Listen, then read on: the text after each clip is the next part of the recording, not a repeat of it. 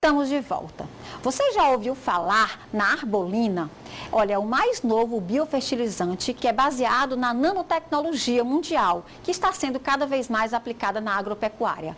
Hoje o nosso bate-papo nacional é com o professor PhD de Química e cientista da Universidade de Brasília, Marcelo Oliveira Rodrigues. Ele é o inventor da grande novidade. Vamos acompanhar. Então, gente, recebendo o professor doutor Marcelo Oliveira, é um grande prazer. Professor, muito obrigada por aceitar o nosso convite. Obrigado eu, Liana, pela oportunidade. A gente está mostrando um pouco como a ciência brasileira pode contribuir com a agricultura, né? Exatamente. Olha, gente, o professor Marcelo é um dos maiores nomes aí da ciência brasileira para falar sobre nanotecnologia. Né? Ele é doutor em Química Inorgânica e tem um projeto muito bacana que é de um biofertilizante foliar natural, que é uma grande revolução aí no mercado agro. Mas eu queria começar, que o senhor começasse falando, para todo o nosso público. Quando a gente fala nanotecnologia, né, a explicação às vezes vem com palavras sobre átomos, mini partículas, mas eu queria que na prática você explicasse para quem está em casa, né, o que é a nanotecnologia. Bom, nanotecnologia é um conceito bem amplo, né? A gente está falando de materiais na escala de nanômetro, né? Ou seja, 1 bilionésimo do metro. A gente é coisa muito pequena e nessa escala, muitas vezes esses materiais, por exemplo, carvão, que não tem, por exemplo, uma propriedade luminescente, ou seja, ele não emite luz, na escala do nanômetro ele passa a emitir. Então você manipula o átomo numa escala muito pequena e você consegue tirar propriedades que normalmente você não observa em um objeto no tamanho natural. Então isso aí é algo que é extremamente novo, principalmente na agricultura. A agricultura é considerada a última fronteira para a nanotecnologia. Era, né? Porque nós conseguimos romper uma tecnologia 100% brasileira. Então imagine uma bola de futebol fosse uma nanopartícula, e uma bola do tamanho convencional seria o tamanho do planeta Terra. É essa escala. Certo. Doutor, na agricultura, né, você já citou aí que é bem revolucionário, mas assim, nessa produção, quais são os pontos de maior atuação hoje na nanotecnologia? Então, no mundo, quando se aplica nanotecnologia ao agro, eles estão falando de uso de polímeros, uso de uma série de compostos mais voltados para nanopartículas de óxidos metálicos. O grande problema dessas tecnologias convencionais é que, além do custo, né, tem problemas de questão de toxicidade, questões relacionadas à bioacumulação, e isso causa uma série de restrições do uso dessas tecnologias no agro hoje. Então, na Europa se tem muita restrição, e a gente entrou por um outro viés, que possibilita a gente ter avanços significativos. A gente está vivendo um momento, né, de crise no setor agrícola, por conta aí da questão do acesso aos fertilizantes, né? O Brasil espera a chegada de navios que foi anunciado essa semana pelo presidente, navios russos, enfim. Mas esse problema vem desde o ano passado, essa preocupação. E aí, diante dessa crise, né, um projeto que o senhor desenvolve já há alguns anos, né, juntamente com outros cientistas, exatamente poderia ser uma alternativa, né, com aí a criação de um biofertilizante, né, um projeto revolucionário. Daí eu queria que o senhor começasse falando um pouco dessa sua pesquisa, que, salvo engano, começou lá em 2018. Sim, eu poderia falar um pouco sobre essa questão do fertilizante antes de que forma, até chegar na pesquisa? Porque, assim, Liana, existe 3 formas hoje. O Brasil importa 85% do fertilizante e no Plano Nacional de Fertilizante fala-se da redução dessa dependência e aumento da eficiência. Existem 3 formas de você aumentar a eficiência do fertilizante. A primeira é embarcando tecnologia nos fertilizantes convencionais para melhorar a eficiência. A nanotecnologia tem um papel-chave nisso. A segunda é a biotecnologia, que hoje provavelmente nos próximos 10, 20 anos vai ocupar 70% do mercado brasileiro, usando como o Biomafos, por exemplo, da Embrapa, melhorando a questão da absorção do nutriente. E a terceira perspectiva é a planta. Você fazer a planta absorver mais o nutriente. Imagine uma pessoa míope que você coloca um óculos, ela consegue enxergar melhor. E é essa abordagem que a gente faz. Eu trabalho com essa tecnologia desde 2012, quando eu cheguei na Universidade de Brasília, e isso permitiu que a gente avançasse, por exemplo, em tratamentos de doenças negligenciadas. Todo o foco era esse, uma lógica mais farmacêutica. Em 2015, nós mudamos para o agro a partir da parceria com a Embrapa. E aí, sempre olhando a planta como um ponto central. Diferente das outras abordagens, nós olhamos a planta como tentando melhorar o metabolismo dela para fazer com que ela enxergue melhor os nutrientes. Posso te falar de números. Por exemplo, acabei de receber um laudo de um laboratório a respeito do uso da nossa tecnologia em algodão. Nós estamos aumentando 40% a absorção de boro, magnésio 50% de absorção de magnésio, ferro mais ou menos 30% de aumento de absorção. Ou seja, a planta que na condição normal ela absorveria uma certa quantidade, a partir do momento que a gente entra com a tecnologia, ela consegue enxergar melhor os nutrientes e absorver mais. Hoje, Liana, que se fala de chegar a 25%, 30% de redução de dependência, a gente já está vendo na prática alguns produtores. Tá? Tem produtor de Minas, sul de Minas, que já reduziu 25% do fertilizante e continua colhendo com alta produtividade. Ou seja, você melhora a eficiência de uma maneira indireta. É essa a nossa abordagem e por isso que é tão inovadora. Agora vamos falar um pouco desse biofertilizante, né, que é a arbolina. Né? Explique para a gente o que é esse biofertilizante, como ele funciona, né, que é um produto inovador, esses aspectos que tornam ele um produto inovador. Então, Liana, o que diferencia a nossa tecnologia do restante do mundo? Nós olhamos a planta como o alvo nosso é a planta. Então, usamos tudo que a gente aprendeu com farmácia para o quê? Ativar proteínas específicas da planta. Por isso que ele se encaixa na lógica de biofertilizante e fazer com que a planta absorva melhor os nutrientes. A gente abre a boca da planta. Essa é a verdade.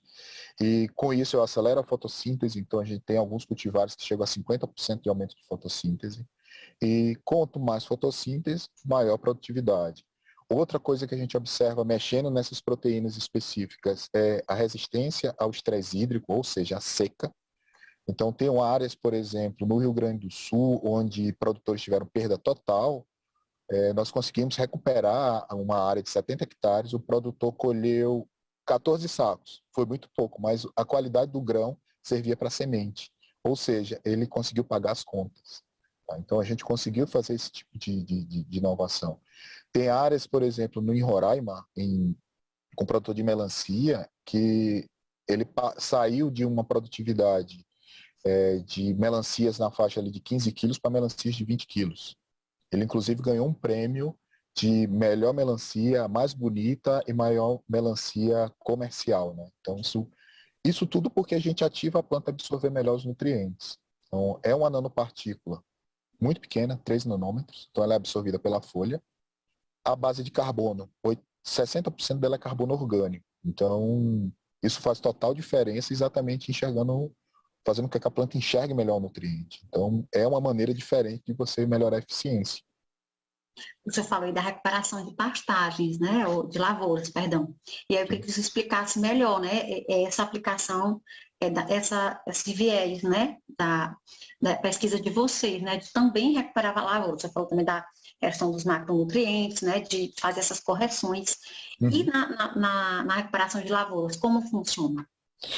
Eu vou pegar 2 exemplos para você de lavouras perenes. Né?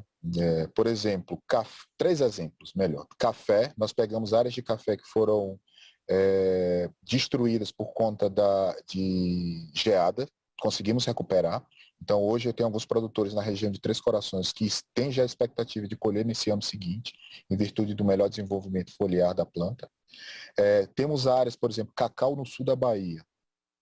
É clássico a história da vassoura de bruxa, devastou a economia do sul da Bahia, e os cenários são de lavouras degradadas, com mais de 70 anos, sem produção. Hoje, com a entrada do nosso biofertilizante, nós estamos conseguindo recuperar essas áreas, cacaueiros com 70 anos produzindo na faixa ali de 120 arrobas, debaixo da Mata Atlântica. E outro exemplo que eu recebi recentemente foi a questão das seringueiras. O sul da Bahia tem mais ou menos 30 mil hectares de seringueira, em consórcio com cacau. em sua maioria degradada, nós entramos com a arbolina junto no corte da seringa, conseguimos aumentar em 4 vezes a produtividade. A aplicação de uma planta paga a aplicação de mais 10. Então, você vê, tem um impacto social enorme dessa tecnologia, porque você está hoje trabalhando com produtores que estão endividados, que estão ameaçados a perder suas terras, e recuperar essas lavouras é extremamente complicado. Então, você entra com a tecnologia, recupera a lavoura e você recupera a economia local. Né? Você gera dignidade, emprego e renda. Eu acho que esse é o ponto. Né? Acho que é um ponto-chave da tecnologia. E na lavoura de grãos, quais são os resultados? Assim, quais são os grãos que vocês já atuaram com esse biofertilizante? Então, já atuamos do trigo a feijão mongu, por exemplo. A gente tem áreas de feijão mongu no Tocantins com aumentos significativos de produtividade. Ainda estão em casa de vegetação. Mas vamos falar de soja. Produtores referências, como, por exemplo, a Ângela Meirelles, que é esposa do Dr. Fábio Meirelles, que é presidente da ProSoja Minas, saímos de áreas de 80 sacos para 94 sacos.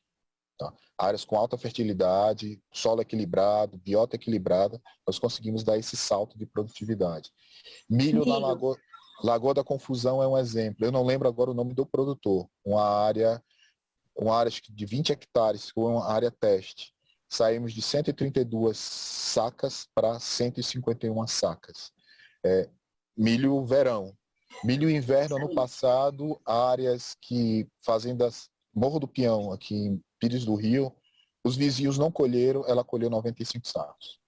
Então, porque a gente conseguiu segurar o estresse hídrico e aí conseguiu ter essa produção. Eu estou com outras áreas novas e a gente já consegue ver visualmente a diferença das lavouras tratadas e não tratadas. Então, quando a gente mexe na biologia da planta, você muda os parâmetros com relação à produtividade.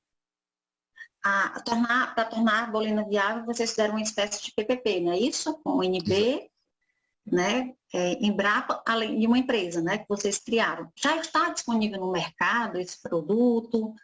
Sim, ele está disponível no mercado. No momento que a gente viu que tinha um potencial enorme de revolucionar a agricultura, não só do Brasil, mas uma agricultura global, a gente tentou aproximação com o setor privado, mas como era muito novo, muita novidade, isso gerou uma certa desconfiança. Normal, isso é perfeitamente normal, toda inovação causa isso, mas a partir do momento que nós decidimos colocar no mercado, a Embrapa teve um papel muito importante, a UNB outro papel fundamental para a gente conseguir consolidar essa tecnologia no mercado. Hoje, por exemplo, a gente tem sido procurado por empresas internacionais e fundos internacionais. Tivemos convite, inclusive, de sair do Brasil, levar essa tecnologia para outro país, países de primeiro mundo, e colocar a bandeirinha deles como se fosse fabricado lá. Quando a gente fala de sustentabilidade em relação a esse biofertilizante?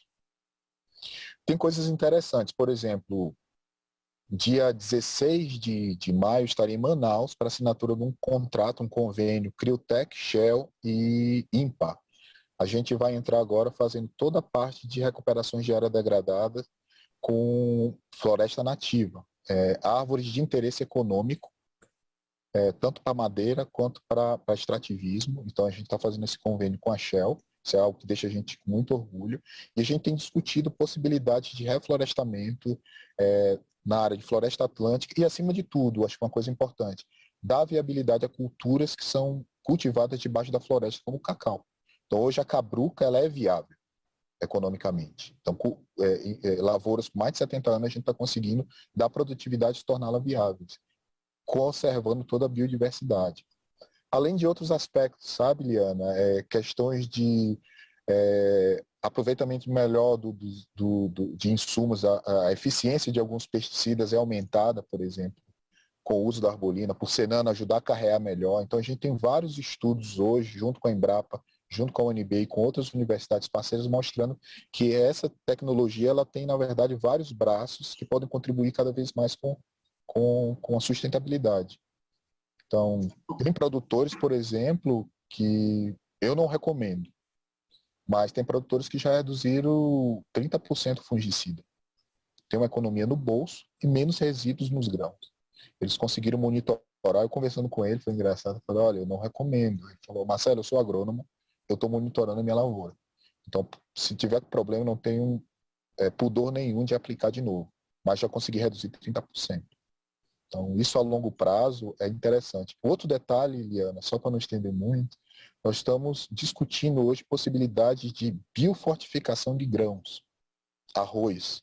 É uma parceria que a gente está iniciando com a Universidade Federal do Rio Grande do Sul, com parceiros, professores universitários, para enriquecer o grão de arroz com ferro e zinco, com o objetivo claro de melhorar a questão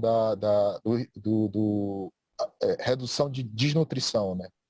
Então, isso tem um impacto direto na saúde pública. Então, é uma tecnologia extremamente versátil, a gente não precisa entrar, por exemplo, com organismos geneticamente modificados que cria algumas barreiras, né? Mas, enfim. Mas a gente consegue fazer bioenriquecimento sem problema nenhum. Marcelo, quem estiver assistindo a gente, tiver interesse em conhecer esse biofertilizante, né, Arbolina, como é que pode fazer?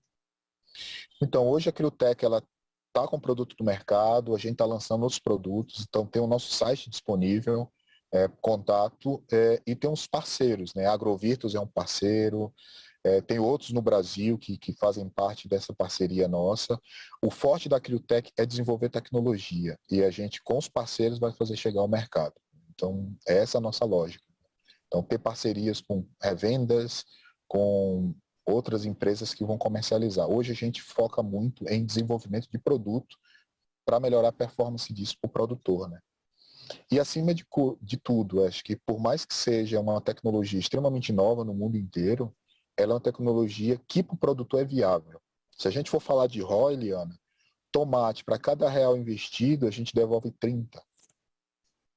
Cacau, para cada real investido, devolve 5 reais para o produtor. Então, se eu for falar de milho, hoje a gente está falando de 1 para 13.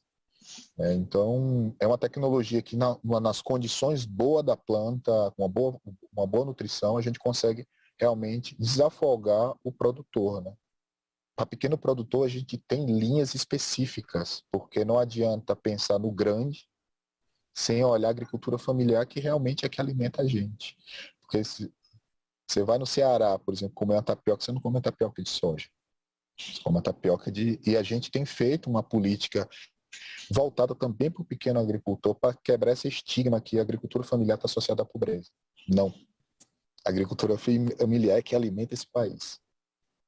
E a gente tem políticas para isso. E quando a gente fala em custos, então são acessíveis para esse pequeno produtor? Sim, são acessíveis. A gente tem linhas específicas, não estão ainda disponíveis no mercado, a gente está em fase de teste, mas a gente vai ter linhas específicas para que o pequeno agricultor, o agricultor de subsistência, ele tenha acesso. Muito disso através de parceria com prefeituras, com estados, para que esse produto chegue à mão do produtor, né? E isso tem se estendido, por exemplo, até para outros países. A gente teve uma visita do embaixador da África do Sul, com o objetivo claro de levar essa tecnologia para lá para gerar emprego e renda no país dele, pensando no pequeno. Então, isso a gente tem muito próximo, né? A ideia da Criotech não é só pensar em sustentabilidade do ponto de vista de floresta, mas a questão da sustentabilidade socioambiental, né? A sociedade precisa estar equilibrada. Então, a gente se orgulha muito de dizer que alimentamos o mundo, mas a gente precisa fazer um dever de casa e reduzir a fome aqui dentro. E a agricultura familiar é o caminho. Exatamente. Perfeito, trabalhar essa inclusão. Parabéns, Marcela. A gente fica até orgulhoso, né, por ter um Nordeste na frente, né, de uma inovação tão grande. Não, a gente vai, Eliana, a gente vai bater na ONU, você vai ver. Vai bater na ONU. É isso que eu quero fazer, porque não tem sentido para mim, por exemplo, fazer o cara que está ganhando muito ganhar mais. A gente tem exemplos, por exemplo, de cidades como São Desidério, que tem um PIB per capita gigantesco, mas é extremamente pobre, a população empobrecida. Então, tem que fazer chegar no pequeno. E uma coisa, acho que importantíssima, que eu estava até discutindo hoje com a secretária de Agricultura do Estado da Bahia, a Cássia, a gente precisa democratizar o acesso a alimentos saudáveis. Então, a arbolina é 60% carbono orgânico, o núcleo dela é grafite, ou seja, completamente atóxico. Essas partículas elas são encontradas no churrasco, na cerveja, no café, então a gente já convive com elas. Eu só dei uma função biológica. A partir do momento que a gente começa a produzir alimentos orgânicos, a gente entra em áreas de orgânico, a gente está conseguindo dobrar a produção. Guilherme. Alface sai, o cara colhia com 40 dias, colhe com 30. no inverno, de 20 dias para 30 dias para 20 no verão. Ele estava me falando, Marcelo, tem 70 dias que eu não uso um fungicida aqui dentro. Um inseticida. A planta, sim, tem todo um muito impacto. bacana. A gente vai acompanhar essa trajetória toda, tá bom? Tá. Obrigado pela oportunidade. Assim. A gente é que agradece, Manuel, agradece, um grande abraço e nos veremos em outras oportunidades, tá bem? Então, vai ser um prazer.